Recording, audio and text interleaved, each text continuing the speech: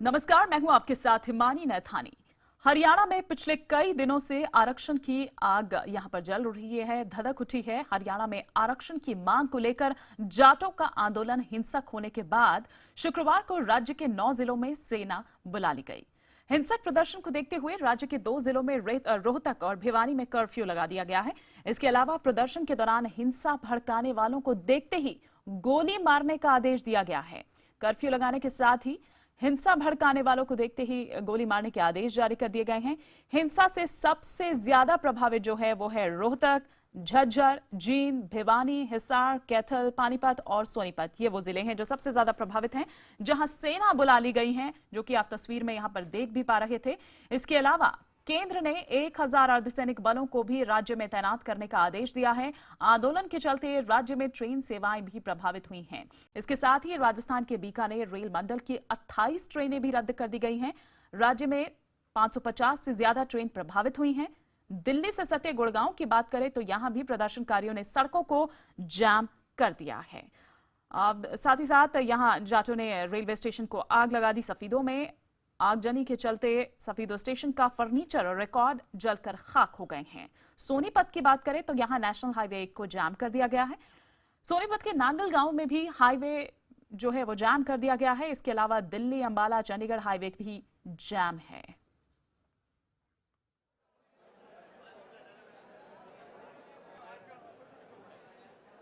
हमारी सर एक ही डिमांड है और 14 तारीख से लेके अब तक हमने एक ही डिमांड करी है।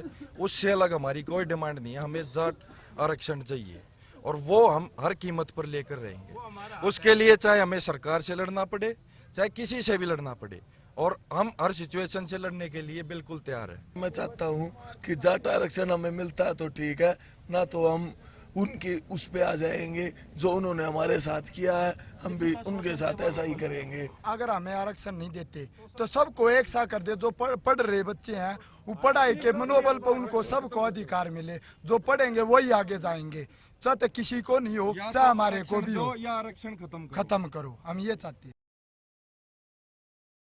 और आपको बता दें कि इस पर और विस्तार से बात करने के लिए हरियाणा के बहादुरगढ़ के सेक्टर 9 में इस वक्त मौजूद हैं हमारे सहयोगी नीतीश कुमार। नीतीश, हम आपसे थोड़ा जो अभी हालात हैं वो समझना चाहेंगे और साथ ही आप वहां तक पहुंचे, किन किन दिक्कतों का आपको सामना करना पड़ा?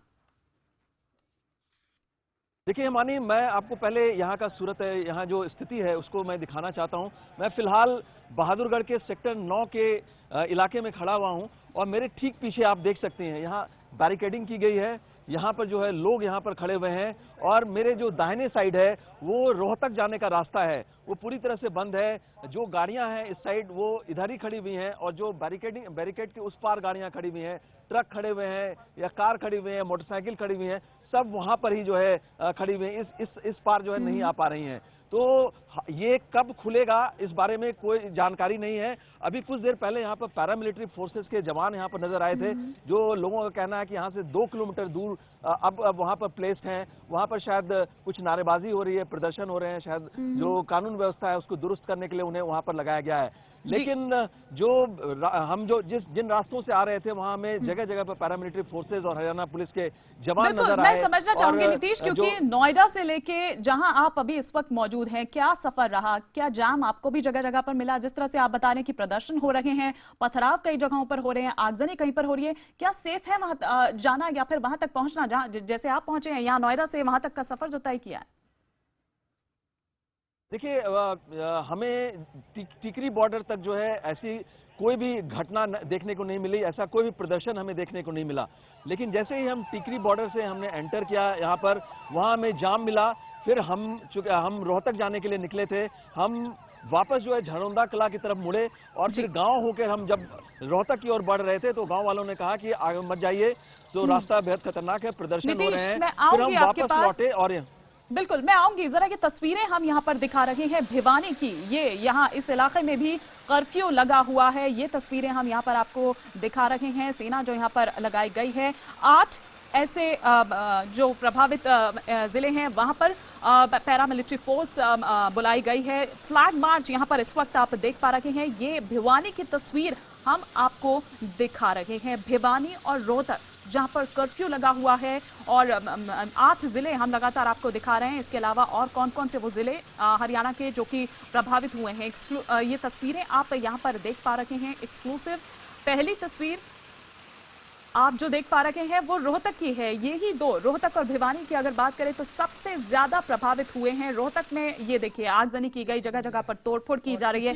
एक मॉल को भी आग के हवाले कर दिया था, कुछ कपड़े जो हैं वहां उसकी दुकान में आग लगा दी थी। ये जो प्रदर्शनकारी है, हालात को काबू करने के लिए फिलहाल यहां पर सेना बुलाई गई है। कल भी जिस तरीके से हम देखें तो कैप्टन अभिमन्यु के घर पर हमला बोल दिया गया था, आज देखें तो राजकुमार सैनी के घर पर ये हमला जो है वो बोल दिया प्रदर्शनकारियों ने। तो आप समझ सकते हैं, देख सकते हैं कि किस तरह से बेकाबू होता जा रहा है ये आंदोलन, किस तरह से आग एकदम से धधक पड़ी है। हालांकि कल बाकायदा मुख्यमंत्री ने खुद एक प्रेस कॉन्फ्रेंस कर अपील की थी एजिटेशन को समाप्त करने के लिए, लेकिन लगता नहीं कि इस अपील का कोई असर होता हुआ नजर आया।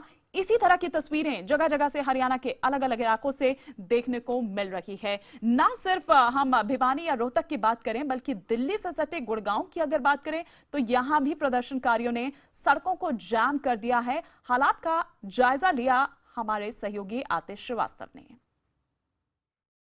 इस समय हम गुड़गांव के अतुल कटारिया चौक पे आप देख सकते हैं, चारों तरफ से यहाँ रोड रोक दी गई है। जाट आरक्षण के मुद्दे पे इस महत्वपूर्ण चौक जो गुड़गांव का है, जो लिंक करता है गुड़गांव और दिल्ली को, उसको रोक दिया गया है। चारों तरफ से ट्रक्स लगा दी गई हैं। यहाँ सुरक्षा के भी इंतजाम किए गए हैं, क्योंकि कल जो हमने देखा है रोहतक में और हिसार में जिस तरह घटना हुई, उसके बाद पुलिस भी कोई चांस लेना नहीं चाहती है। और आप देख सकते हैं जाट आरक्षण के मुद्दे को लेकर जाट यहाँ उग्र भी हो गए थे कल, लेकिन गुड़गांव अभी तक पीसफुल है। बट इनका ये मानना है कि जब तक जस्टिस नहीं मिलेगा, जब तक आरक्षण नहीं मिलेगा ओबीसी में, तब तक जाट आरक्षण के लिए इस तरह से सब आंदोलन करते रहेंगे। हमारे साथ कुछ जाट नेता हैं, उन्हीं से बात करते हैं। सर, क्या कारण है ये आज इस तरह का आंदोलन हो रहा है? क्या आपकी मुख्य मांग क्या है? हमारी मांग है कि आर्थिक आधार पर आरक्षण दो, किसी भी जाति विशेष को हटाकर सभी जातियों को आर्थिक आधार पर आरक्षण दो। और हम इसी मांग पे अड़े हैं और इसी पे अड़े रहेंगे। ये सारा का सारा सिस्टम अलग अलग जो बनाया हुआ, इसको सभी को खत्म कर दो। तो कल हमने देखा कि उग्र हो गई थी भीड़, काफी हुआ, गोली भी चली, कुछ जाट की मौत भी हुई। तो ये जो उग्रता हुई, ये सही जस्टिफाइड है? ये उग्रता तत्वों में उग्रता फैलाई है। हमारा समाज बिल्कुल उग्रता के अगेंस्ट है और अब भी हम बिल्कुल शांतिपूर्वक ढंग से ये काम करेंगे। कोई एजिटेशन नहीं करेंगे, किसी तरह का कोई भी हम किसी पब्लिक को या प्रशासन को तकलीफ नहीं देंगे। हम शांतिपूर्वक ढंग से अपना काम करेंगे। ये उग्रता जो पुलिस में वहाँ पर कुछ अफसर जो भ्रष्ट तरीके के अफसर हैं, उन्होंने फैलवाने का काम किया। उन्होंने जवानों को आदेश किए कि गोलियां चलाओ। हमारी तरफ से पिछले 8 साल से जाट आंदोलन चल रहा है, आज तक की आप कोई भी एक अप्रिय घटना बता दीजिए। ये सबसे पहला काम प्रशासन की तरफ से वहाँ पे पहल हुई। उसके बाद जो वहाँ पर हमारे जवान क्रांति कर लोग थे, उन्होंने आंदोलन को तेज कर दिया। आगजनी हमारे किसी भी जाट बच्चे ने कोई आगजनी नहीं की, ना कोई पत्थरबाजी की। प्रशासन की तरफ से पहल हुई, उसके बाद जवाब दिया गया थोड़ा बहुत। उसमें हमारे 3 बच्चे शहीद हुए, जिनको हम नमन करते हैं। उनकी शहादत 8 हो गए, उनको हम नमन करते हैं और उनकी जो है ना शहादत को बेकार नहीं जाने देंगे। उसके लिए हमें चाहे पूरा गुड़गांव जाम करना पड़े, पूरा हिंदुस्तान जाम करना पड़े। अब आपको लगता है कि नई सरकार आई हरियाणा में, उससे उम्मीद थी, वो भी विफल रही है? नहीं, जिस तरह से आज नई सरकार आई है, इन्होंने बड़े वादे किए थे कि हम जमींदारों के लिए करेंगे, जाटों को आरक्षण देंगे, लेकिन आज विफल रही है सरकार। हम तो सरकार से भी मांग करते हैं कि जिस तरह से उन्होंने अपने वादे किए थे, चाहे कोई भी वायदा हो, चाहे हमारे आरक्षण का वायदा हो, तो उस वादे को उनको पूरा करना चाहिए था। लेकिन आज जिस तरह से हमारे जाट भाई रोडों पे आए हैं, ये सरकार की नाकामी है। और सरकार की नाकामी की वजह से आज जाट भाई हमारे शहीद हो रहे हैं। और हम तो ये कहेंगे, जो हमारे शहीद हुए बच्चे, उनको अपना शहीद का दर्जा दिलाएंगे। जैसे भगत सिंह ने अपने देश के लिए, आज़ादी के लिए लड़ाई लड़ी थी, फांसी चढ़ गए थे, इसी तरह से हमारे जो नौजवान साथी जाट भाई, उन्होंने आरक्षण के लिए अपनी शहादत दी है। हम उसकी शहादत को ऐसे ही वो रखेंगे, उनको व्यर्थ नहीं जाने देंगे। और जहाँ तक हमारी बात होगी, हमारे नौजवान साथी हमारे साथ खड़े हुए हैं, ये हर तरह से संघर्ष करेंगे और उनका मुकाबला करेंगे। आप यंगस्टर हैं, आपको लगता है कि आरक्षण जरूरी है?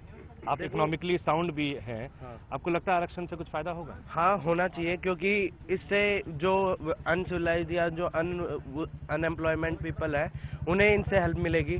हम तो चलो इकोनॉमिकली ठीक है, लेकिन जो पिछड़ा वर्ग है, जिसमें जा नहीं रहे हैं, उनके लिए आरक्षण बहुत ज़रूरी है। क्योंकि जो अनडिजर्व पीपल है, उन्हें ज़्यादा आरक्षण मिल रहा है और वो डिजर्व होते जा रहे हैं, और जो डिजर्व पीपल है वो अनडिजर्व होते जा रहे हैं। आप देख सकते हैं कि किस तरह से यहाँ आंदोलन अभी चल रहा है। इनका मानना है कि पूरे दिन ऐसा आंदोलन करेंगे, जब तक आंदोलन करेंगे तब तक सरकार इनकी सूद नहीं लेगी और सरकार जो वादे किए थे चुनावी रैलियों में उसको पूरा नहीं करेगी, तब तक एजिटेशन चलता रहेगा। कैमरा पर्सन सतीश उपाध्याय से आतिश श्रीवास्तव, गुड़गांव, IBN 7।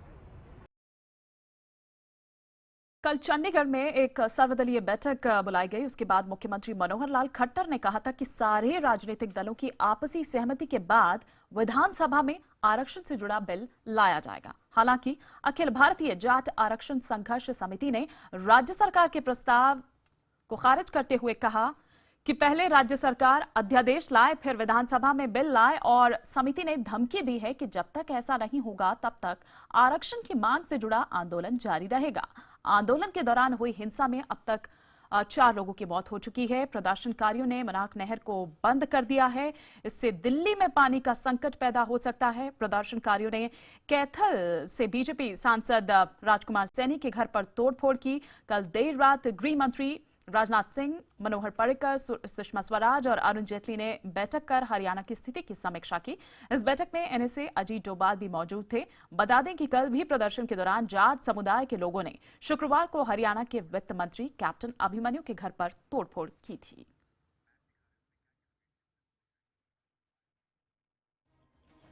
और ये देखिए, मैप के जरिए हम आपको दिखा रहे हैं कि हरियाणा में कहां-कहां ये आरक्षण की जो आग है वो धधक रही है। सबसे ज्यादा प्रभावित जो है रोहतक, जो आपने देखा वहां पर कर्फ्यू भी लगाया गया है। सोनीपत, पानीपत, ये वो तमाम इलाके, भिवानी, यहाँ भी अगर हालात बोले तो काफी ज्यादा खराब हैं। झज्जर, हिसार, ये वो जिले, वो इलाके जो कि प्रभावित हैं। करनाल, जींद, कैथल, जहां जहां आरक्षण की ये आग धधक रही है।